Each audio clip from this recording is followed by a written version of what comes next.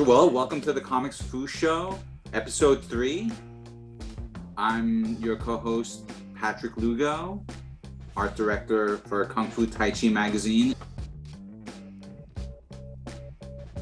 illustrator, comic creator. Here's my co-host, Kurtis. Hi, I'm Kurtis Fujita. I'm also the co-host of the Comics Fu Show. I'm a Kung Fu instructor. I have a school, Tiger Crane Kung Fu.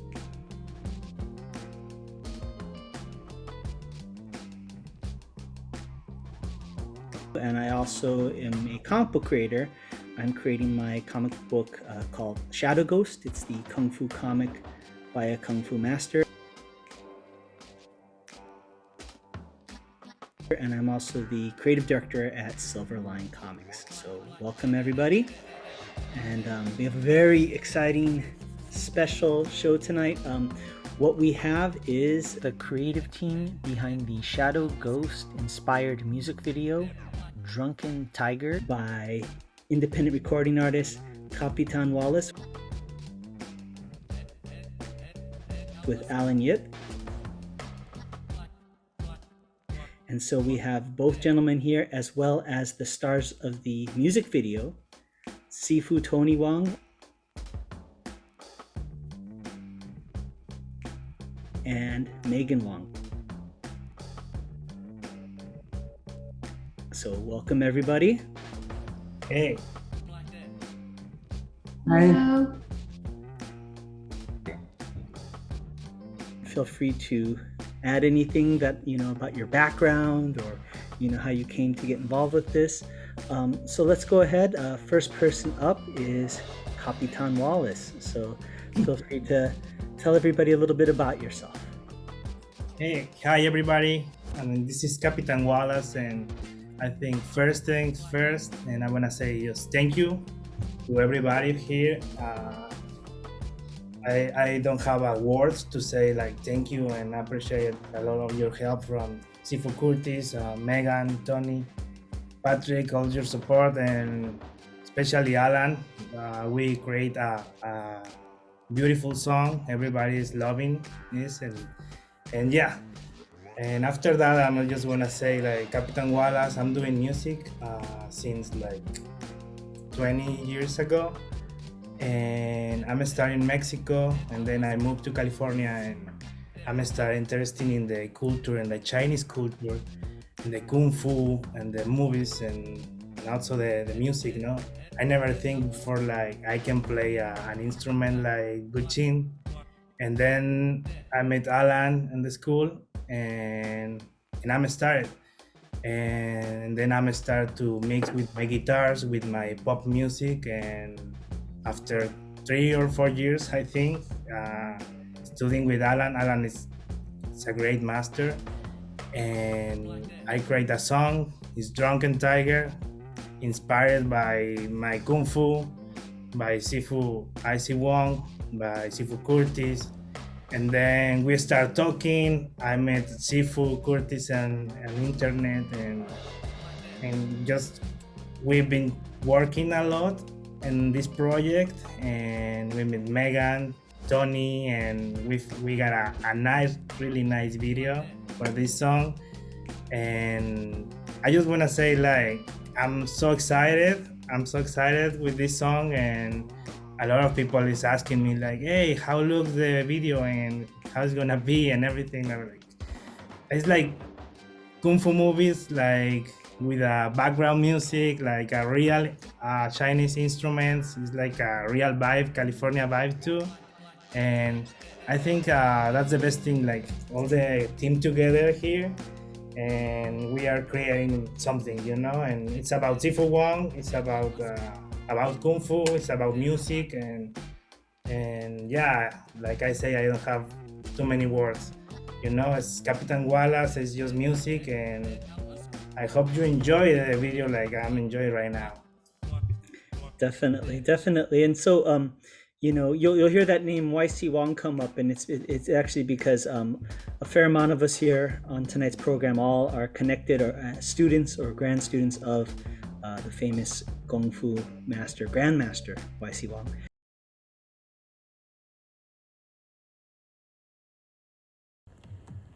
跟住呢位師傅兩位師片咧，其中一位就係向住我哋嘅咧，就係阿黃耀晶師傅，係本地三藩市嘅名師傅嚟噶。佢個對手咧就係阿 Tony 咧，就係上一屆咧就係全場總冠軍嚟噶。咁咧就名師出高去睇佢兩位師傅咧左右開弓咁對打啦。大家睇佢而家空手對雙刀啦已經。哇！黃師傅60幾歲，啲手腳幾快啊，不輸俾年輕人啊，真係一流一。Alan, you could share with us a little bit about your background and in music, and how you came to study it and practice, teach. Yeah, sure thing. So I've been interested in, I guess, Chinese music since I was sort of like in middle school. Even from a very young age, my grandfather actually played the Chinese fiddle, the two-string fiddle. But it was always one of those things where it was hung in sort of the garage, and it was not in a playable condition. But it was always a very interesting looking thing that was just there. And of course, I realized that from a young age that was, of course, an instrument, but I don't know if here I can actually grab it. And this is one of my first instruments. It's quite special to me because my teacher actually went to China to get it from the maker himself. And so the carving on it is actually quite lovely. But yeah, the resonator is of python skin. Wow. So yeah. And it was introduced into, it's not an indigenous instrument. It was introduced into China around the Song dynasty. And I think that the initial sort of form of the instrument was probably quite different. It could have been longer or shorter, but probably it didn't have the snakeskin. I'm guessing that it had a soundboard of a lightweight tone wood. So, but anyway, this is sort of like the Chinese, the violin of China, and of course it's become signature Chinese. But yeah. And this was my first instrument. I still play and teach this, of course. And then the other thing is the guqin, where actually Wallace features in. You can hear some of the harmonics of the guqin, and it's a 7-stringed instrument. It's got 13 sort of these markings that denote where the harmonic positions are. And it's actually pretty much one of the oldest Chinese instruments that is actually indigenous to China. So, legend and myth, these mythical kings, they created this instrument, and it's a very actually, in many ways, a very simple instrument. It has a top board, bottom board, and then this bridge here with 7 strings mounted with 2 pegs in the back, and then these tension pegs. And so this is just a silk cord that's wound, and this is how you fine-tune the instrument. And of course, 2 sound holes. And some of the oldest playable instruments are of this instrument. Tang Dynasty instruments, 1200 years old. Song Dynasty instruments, 9 centuries old about. Ming Dynasty instruments are plentiful, as are Qing, but Tang Dynasty instruments number in less than a dozen. And so, it's quite incredible. Stradivarius instruments are, of course, ancient to the West, but things like the guqin, where it's continuously played for 12 centuries, it's actually quite remarkable. Yeah. But yeah, those are, so I got to study with my teachers, both here and abroad. And I was actually quite lucky because all of them are top-notch, very traditional musicians that never blip. So finding the right teachers, actually Capitan, you know that too, because of course you study Kung Fu. And so you are very, very fortunate to find the right people to learn from. And I think that's very special. Yeah. Alan, can I ask you a question by way of a minor anecdote? Of course. So, at my job with Kung Fu Tai Chi magazine, I've had the good fortune of meeting a variety of masters of esoteric styles of martial arts, but also Chinese medicine and Qigong. And there's one Taoist master who is also an accomplished painter and musician who plays that same instrument, the guzheng. And anecdotally, he has talked about how the instrument also harmonizes with like acupuncture meridians and pressure points of the body.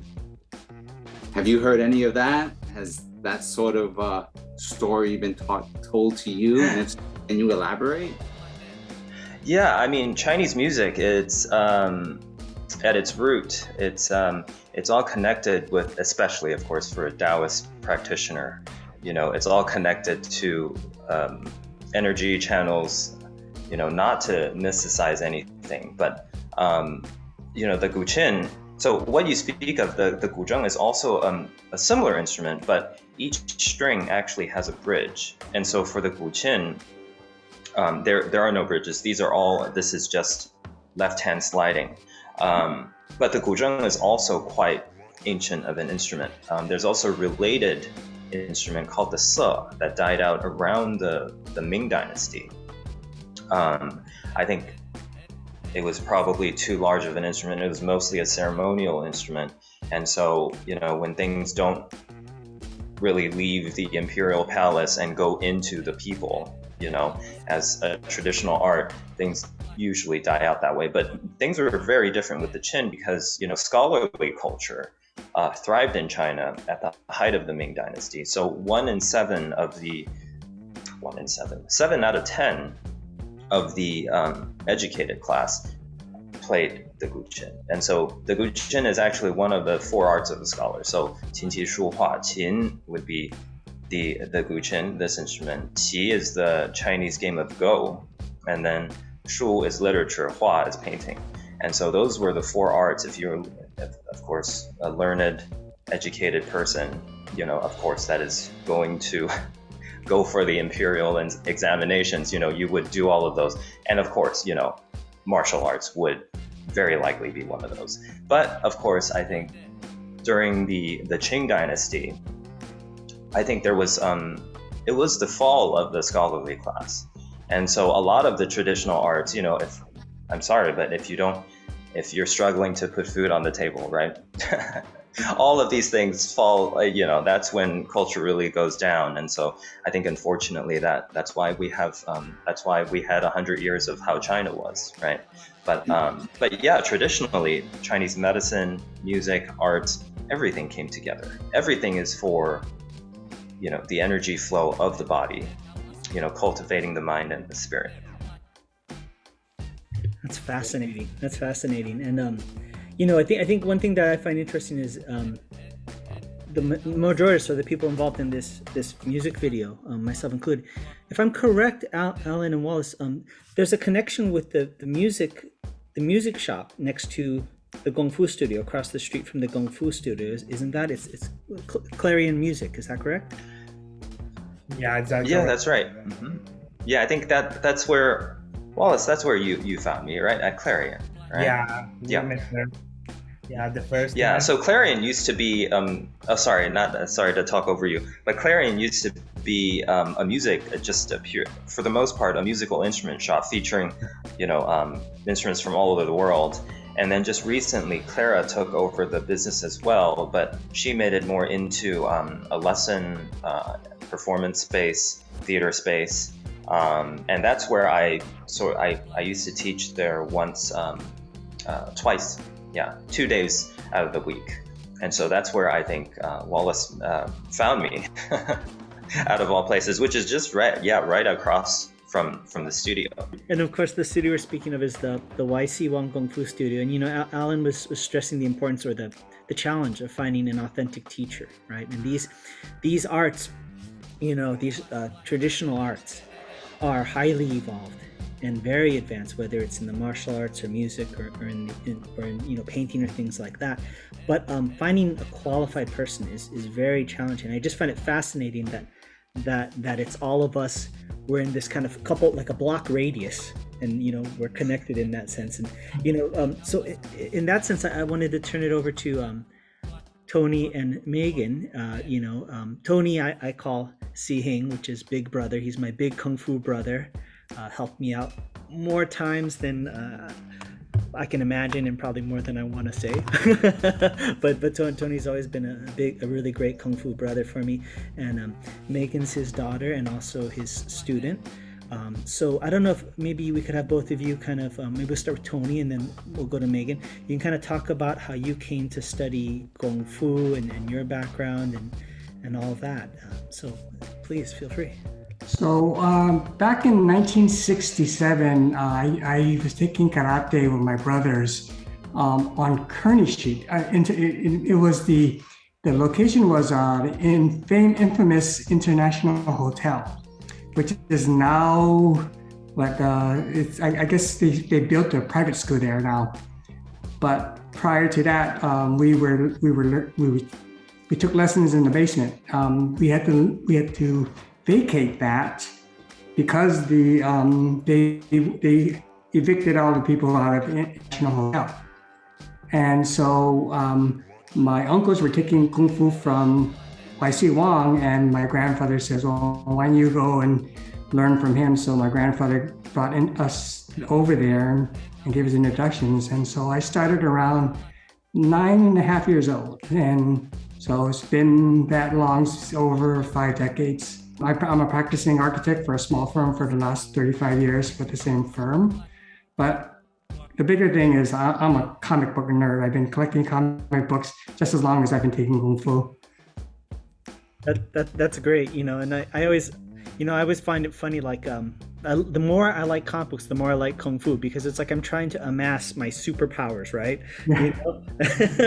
So that's exactly how I was when I was a kid. I wanted to be a superhero. You are, Tony? Yeah. To quite a few of us here, you are. So you accomplished that. So Megan, obviously, Kung Fu was in the family, and just if I can mention, as a student at the studio, and I'm sure Wallace can agree, so that there's YC Wong, but of course Wong is a fairly common name in Chinese, and so then there's Tony's family, right? And we call them, even though there's Lester, who's the uncle, we always call them the Wong brothers, or the Wong family, and I can say from the outside looking in, they were always like the pinnacle of what we were trying to achieve and who we looked up to, and they always helped us out. So for Megan coming into this, I'd be very curious to hear Megan's story, because it's not always easy to kind of come into something like that and then to be interested in it. So maybe Megan, maybe you can tell us a little bit about your background. Yeah, so growing up, I didn't know my dad was good at Kung Fu, and I didn't really care. I just showed up to some of his performances, and it wasn't a big deal to me. When I turned 10, he made me start learning, and I did not like that because it took my weekends out from me. Originally, I started learning at the studio, the YC Wong studio. And then my dad, around the time I was 10, so I started learning a little bit before I was 10, like dabbling, going down to the studio. And then by the time I turned 10, my dad opened up his own school called Wong Ga Hong Kun. And we've been practicing at McLaren Park in San Francisco. So basically, like, I just didn't care about Kung Fu until I turned 18. And I've been learning for 18 years now. I think Patrick had a question to pose for everybody, because again, we're not just about the martial arts, it's also about comic books and pop culture. So I think, Patrick, you had a specific question you wanted to ask our guest. Well, okay, so Tony, you mentioned that you're a comic book devotee, so I would have a couple of questions for you. The first being, what's the earliest comic you remember picking up? What are your early favorites? The comics when I was picking up were 12 cents. Excellent. So it was Steve Ditko, it was Jack Kirby's work in Marvel, but it was mainly Marvel, because Marvel to me I could identify with more. I'm gonna ask you my second question, but that's more tapping into your expertise as a kung fu instructor. So which Marvel superhero? This could extend to DC as well. We're not prejudiced in any way. So which of them would benefit the most from Hung Gar training? Or which of these characters really, would be best, that you would make the most out of that kind of training? Well, my obvious answer would be Shang-Chi. And when that comic book first came out, I loved it because Paul Lacey drew it, but it was drawn. He didn't know martial arts. The artist didn't know martial arts. Patrick and I talk about that all the time in our comic book projects. Oh, his hand's not right. The stance has to be this way. Exactly.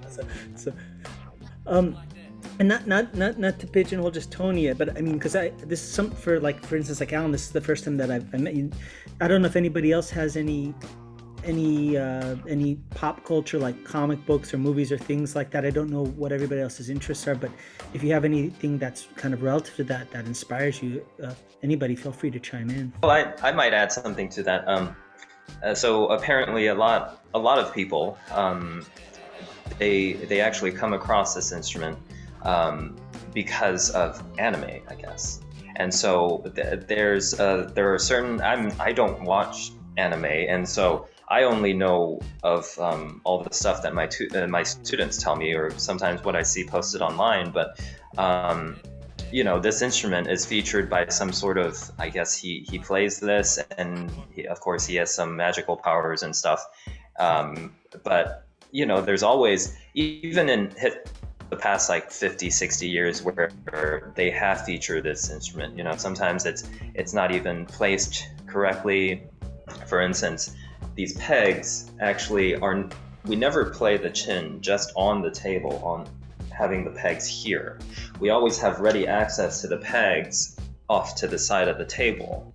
And so all the permutations that you can think of, the chin has gone through, even the other side, and then the player is plucking this way, and then plucking this way, and then just hand waving on the instrument, which is of course quite silly, because that's anybody who plays any music would know that it's you're not really playing, right? So there's it's the nature of the beast, right? Non-specialist trying to, and even my first teacher, Liu Peiyuan, in Hong Kong, he sort of had to, of course, he's a longtime chin player since he was he's a very famous pipa player, which is actually the Chinese lute back here. But he had to coach some of these Hong Kong movie stars into, when they feature the chin, how to properly at least sort of, get through pretending to play the instrument, And so I think, we all go through that, but. But have you seen that instrument used in any fight scenes? Well, I say that. Yeah. Wallace, have you? Which movies? Confusion is in some part they are playing like Gushen and Guqin. That's my favorite part. I can do magic with mine.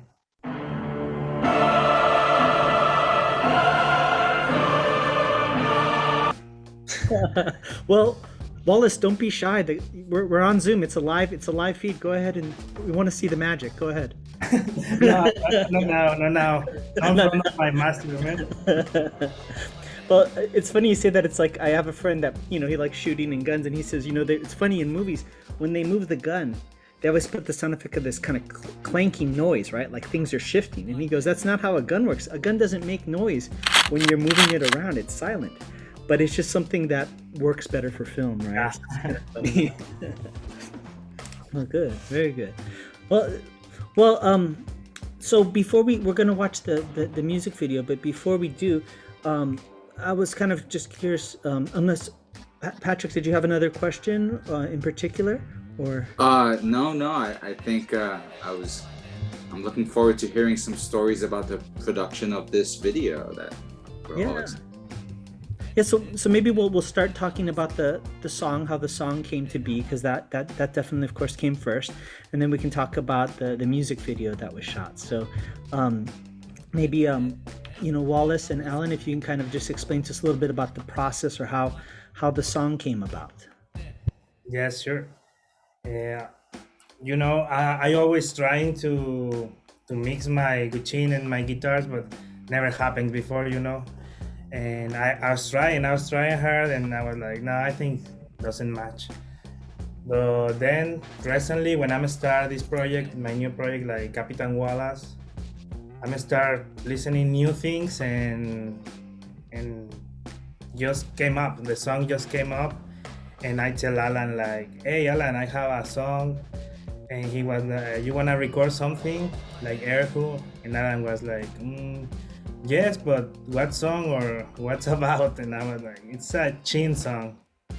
And you know, he's my teacher. I mean, I was like kind of nervous if he liked it. And I sent to him, and he said like, wow, I like it. And then just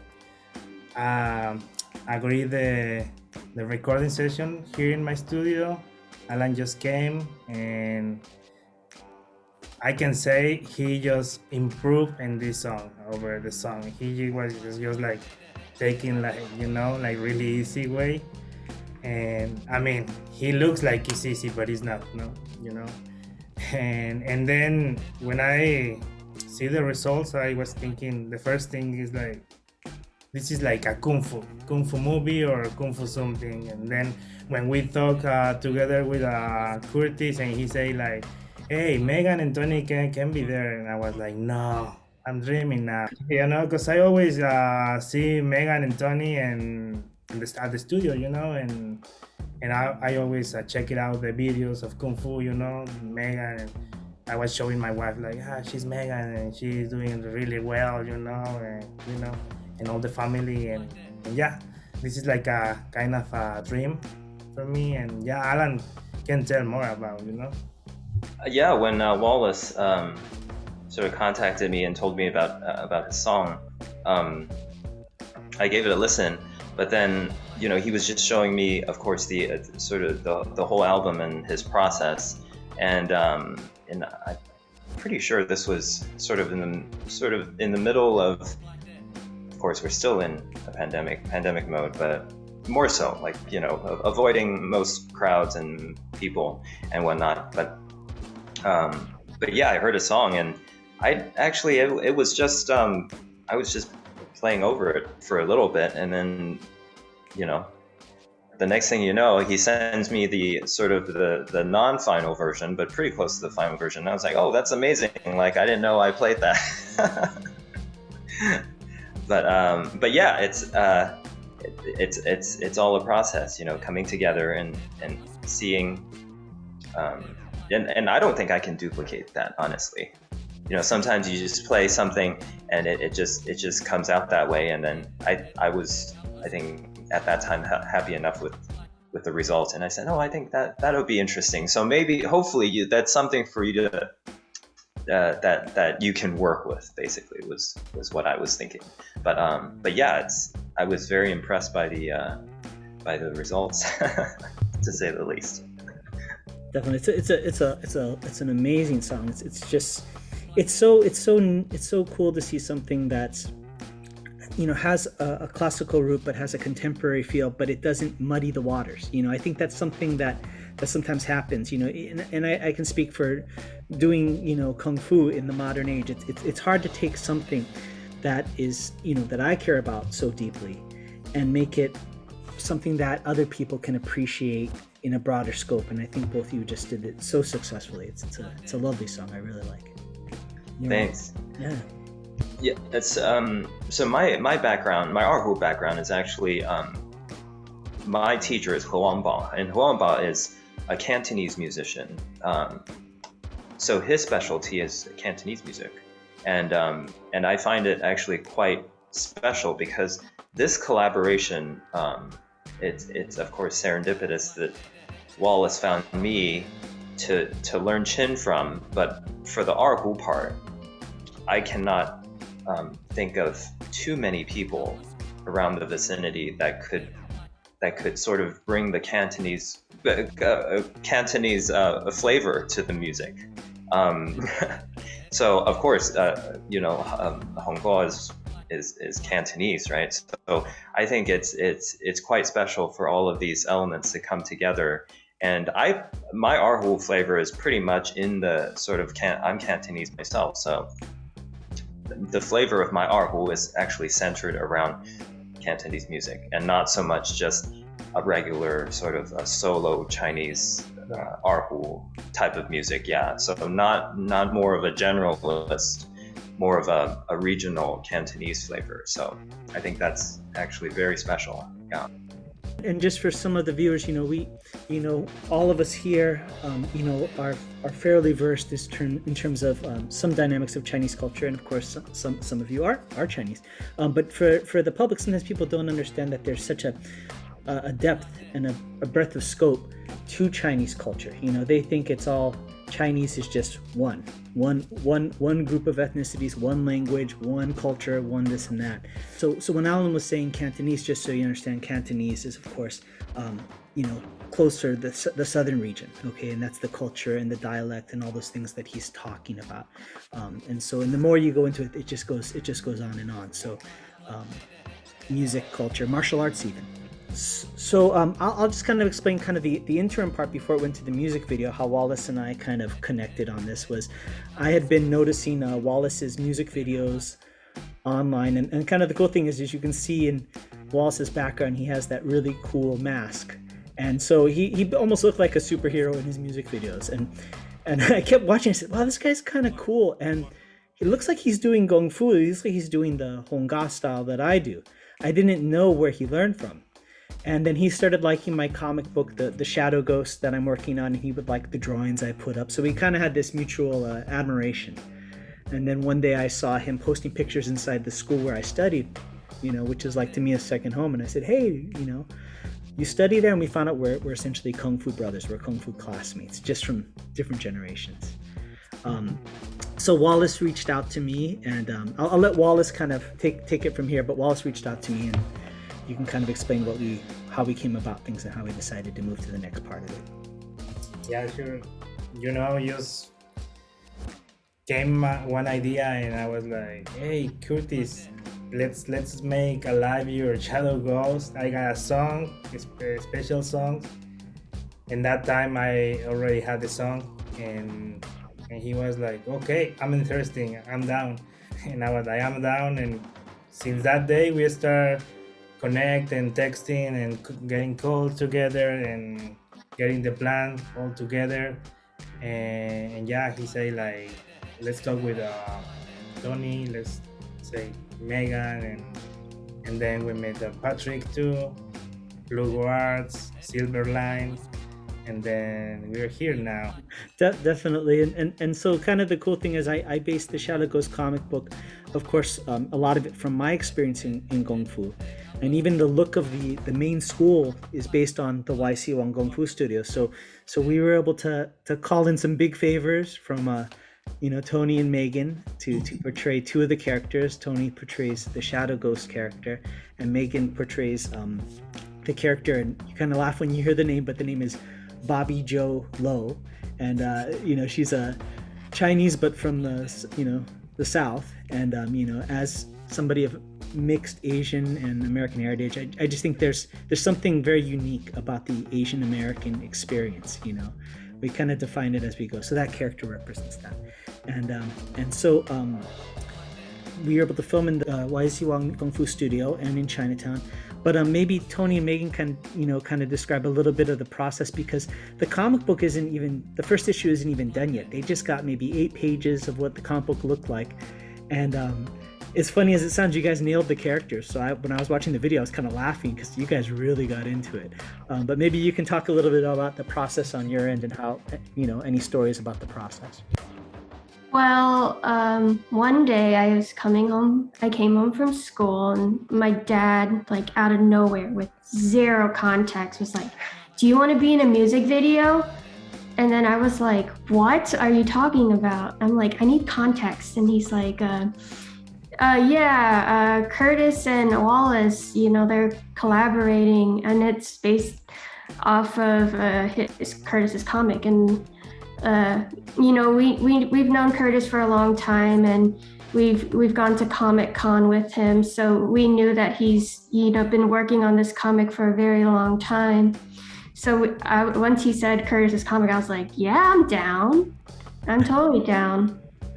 That's awesome. Well, I'm going to give a little behind the scenes. So I called your dad, and so you get a kick out of this. I called your dad and said, hey, we have this idea, maybe you and Megan could be in it.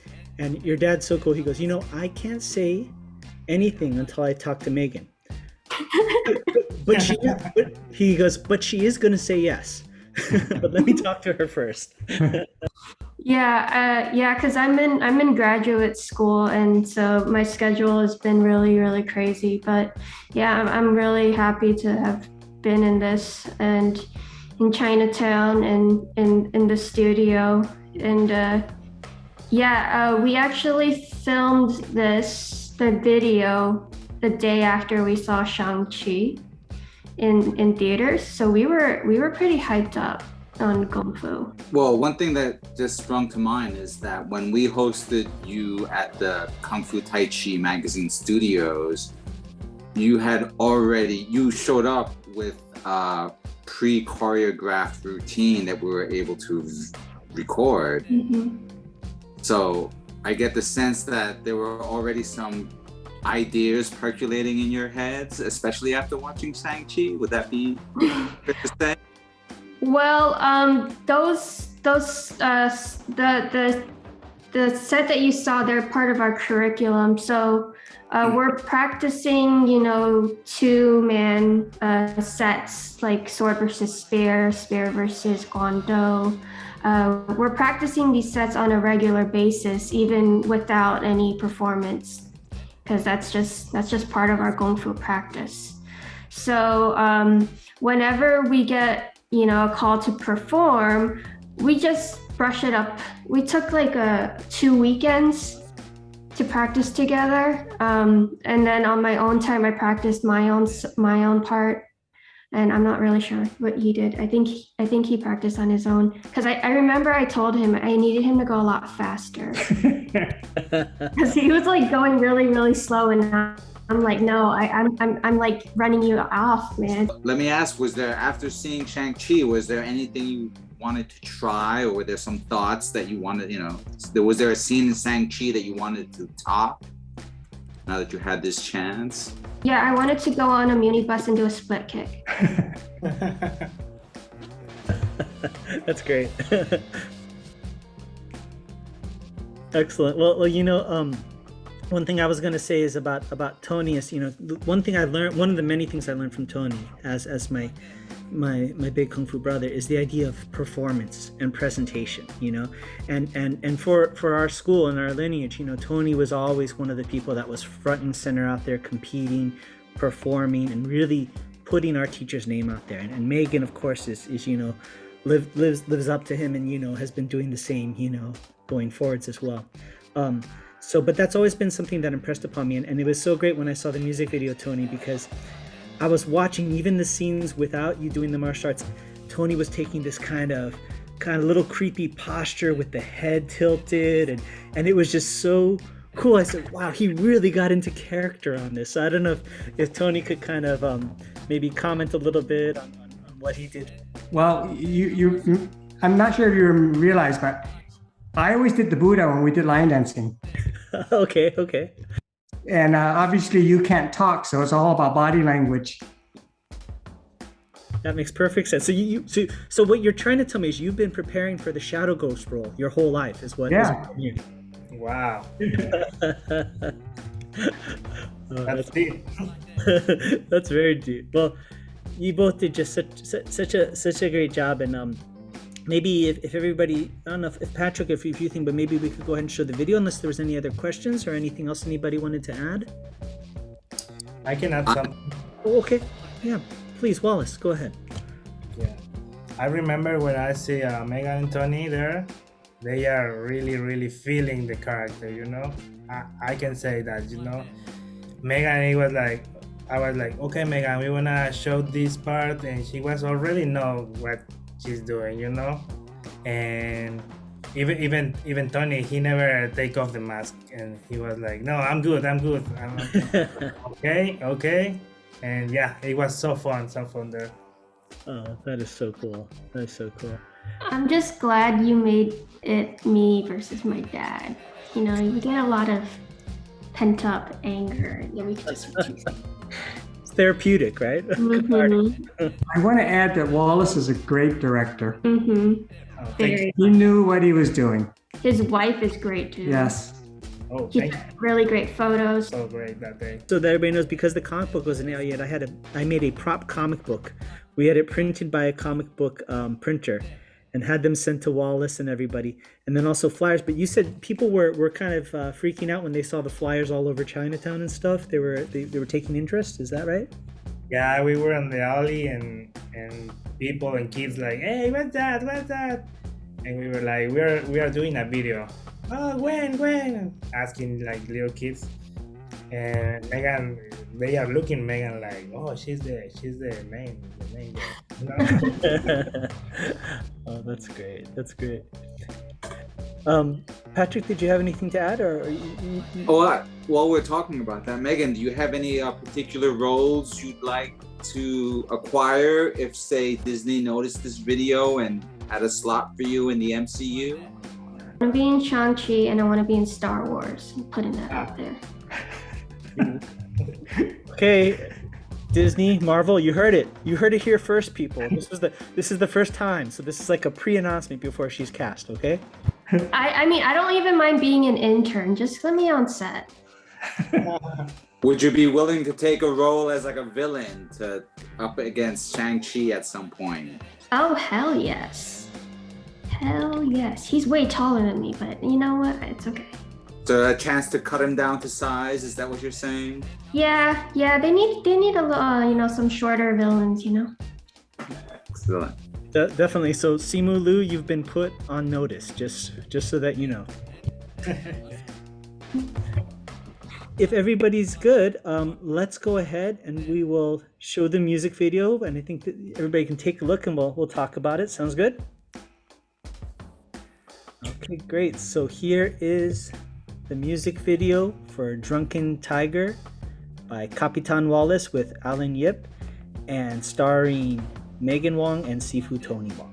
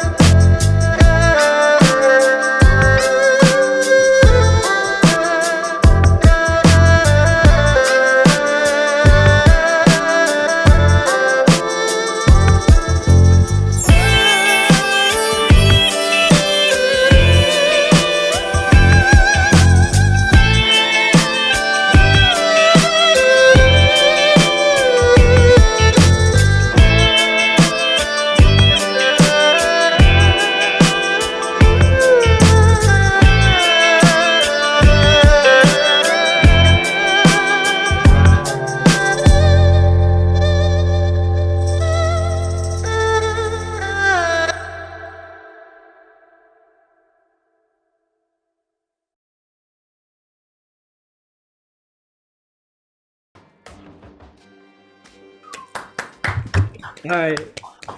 Very good. Awesome. How was that, everybody? How was that? Seeing it for the first time. Amazing. Amazing, yeah. Well, all of you did a phenomenal job, and it's just so cool to see what happens when like talented, passionate people come together for something, right? Yeah, that's awesome. Definitely. Thank you guys. Yeah, thank you, everybody. Congratulations. Well done. Thank you. Thank you. Yeah, I was so happy. I made it like a world premiere at my home. I got my HDMI cord. I plugged it into my laptop. I plugged it into the big screen TV. My wife was maybe a little bit asleep, but I woke her up because I couldn't wait till the morning to watch it. So I woke her up. That's the thing, yeah. Yeah. But yeah, it was a great job, everybody. Well, excellent. Well, good. Well, I guess we'll kind of start to get ready to close things out. I don't know if there's any other questions Patrick has, or if anybody has anything they'd like to add or share. I'm just gonna say the last thing because I forgot. And yeah, the music produced is by Dave Schul. Dave Schul is a legend here in Bay Area. He played with Micro Franti and Spirit for 15 years. He played with guys with Santana. He was playing with a lot of the big top guys, and he's behind of all my music. Dave Schul is playing the bass there. He played the drums, all the funk style is there. Dave Schul. Definitely. And I'd like to add up, it's usually people who are creating a comic book have to wait decades, or maybe it doesn't even happen in their lifetime, to see their characters realized in such a vibrant way with such talented people. So I'm like very blessed and very extremely happy with how it turned out, and I just want to thank all of you for you made my dream come true before I fell asleep. So let's put it that way. Thank you guys so much. It's great work. Time too, guys. Awesome. Definitely. I also want to thank Wallace because I think it takes a certain person to bring everybody together, and so I think that thank you for that, Wallace. Yeah. Definitely. And I think a lot of this too has to do with our those of us that do Kung Fu, our Sifu YC Wong, as far as like Chinese Kung Fu and Chinese culture, it's funny, I'm Japanese, Irish, and English, so what I'm supposed to be interested in, how I'm supposed to act, who knows, because that's pretty convoluted, I guess. But there's something about traditional Chinese culture that is so sophisticated and fascinating and beautiful, and I think goes beyond borders. And I think everybody here, in one shape or form, has that. Not all of us are Chinese in ethnicity, but we appreciate it and we love it. And it's just, I really think everybody did a great job in bringing those different aspects to the table. So thank you. Yeah. I just want to do a shout out to Sifu YC Wong. It is his 90th birthday. Definitely. Congratulations, another 90 at least. Yes. And I'd like to add to that, if you do, our Sifu is quite a character. And so we are saying 90, but I remember he was 75 for 5 years in a row. Because I'd call him and say happy birthday, and he'd say I'm 75, and then the next year happy birthday, he said I'm 75, and finally I said, Sifu, you were 75 for the last 5 years, and he goes, yeah, I know. So so definitely, but great. Well, we'll go around, and everybody, you can feel free to give any information about any upcoming things you have going on, where people can find you online, things of that nature. We'll do Patrick and myself first, so everybody kind of has a minute to kind of formulate, and then feel free. So Patrick, if you wouldn't mind letting everybody know where they can find you and all your upcoming projects. All right. Well, you can find me. First of all, you can find me online at lugoarts.com. From there, you can also find me on the socials using either at Lugo or at Lugo Arts. The one thing I really want to keep people abreast of is my graphic novel, A Tiger's Tale. So you could find out about that project and its various updates at atigerstale.com. Definitely. And Patrick has a really cool newsletter. Usually when you sign up for a newsletter, you get a bunch of stuff that's kind of just not interesting. Patrick always makes sure that you get articles, pieces of artwork. It's like little treats that you get. So make sure to sign up for his newsletter. And for myself, I have kind of two paths. I have my Kung Fu school, which is online now. So we have online classes. So we have students from all over the place. You can check that out. It's tigercrane.net. You can also find us on Instagram and YouTube, TigerCrane805, and on Facebook, Tiger Crane Kung Fu. And from my comic book, it's a Shadow Ghost comic, one word. That's on Instagram and Facebook. And we just are launching the website. It's theshadowghost.com, so you can find us there. And you can also see me on Silverline's live stream on Sundays on Silverline Comics, okay? So let's go around and let's have Wallace, why don't you go ahead and share where people can find you? You can find me, Capitan Wallace. I'm on Spotify, I'm on Instagram, I'm on Facebook, TikTok. I have my YouTube channel. Don't forget, give me the like, subscribe to my channel, follow me. It's so important. And Alan, if you'd be so kind, is where people can find you online? Yeah, you can find me on my website, alanyip.art. Bit about my background. I don't really have too much of an online presence just because I'm usually just focusing on teaching. But I am working on my teaching manual, actually. So there aren't very many English resources for the Guqin, and so that'll be quite a big project for me. But you can also find me on Instagram at Rites of Antiquity. That is RITSOF Antiquity. Yeah. Sounds great. And when that book comes out, please feel free to let us know. We'd be happy to go ahead and let everybody know where to find it on the show and things like that. Awesome. Okay. Thank you. And you're welcome. And Tony and Megan, where can folks find you online and find Wong Kyun online? Yeah, so we're on Facebook. We have a Facebook page, Wongga, WONGGA, Hongkun, HUNGKUEN. I also set up an Instagram account called SF Kung Fu. You are also on YouTube on my page under Megan Wong 62, but it's kind of a mixed bag of Kung Fu and Star Wars reaction videos. We teach every Sundays at McLaren Park from 9 to 11. So if you're around and free, check it out. Definitely. So with that, everybody, I guess we'll go ahead and call it a night.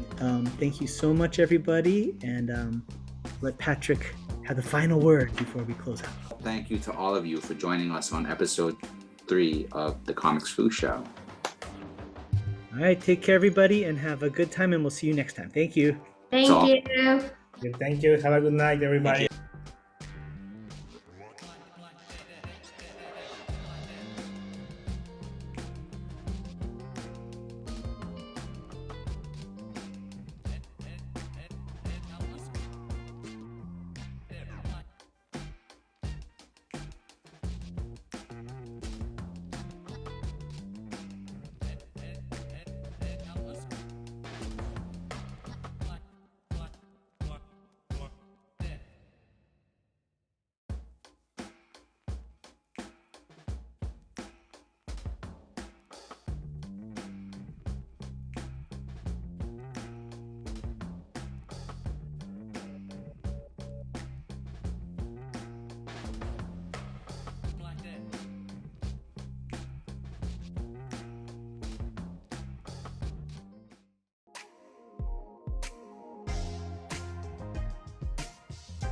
Hello, I'm Sifu Kurtis Fujita with Tiger Crane Kung Fu.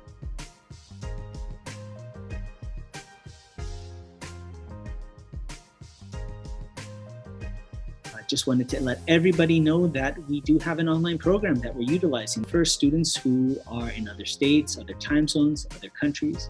It's a unique program with multiple components that really help you learn Kung Fu and Tai Chi at home. So we have different components. The first part is, of course, Zoom classes. We have online Zoom classes that meet throughout the week for Kung Fu and Tai Chi. So we record the Zoom classes, and we have an archive of videos for you to access at any time, anywhere, as long as you have an internet connection. So if you missed a class, you can go ahead and follow along and check it out. Or if you want to remember something that was mentioned in class, you can go back and watch the rerun. It's an archive.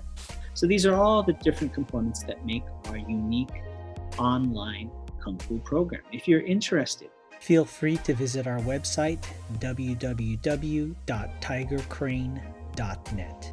Thank you very much for joining us, and we look forward to hearing from you, and take care.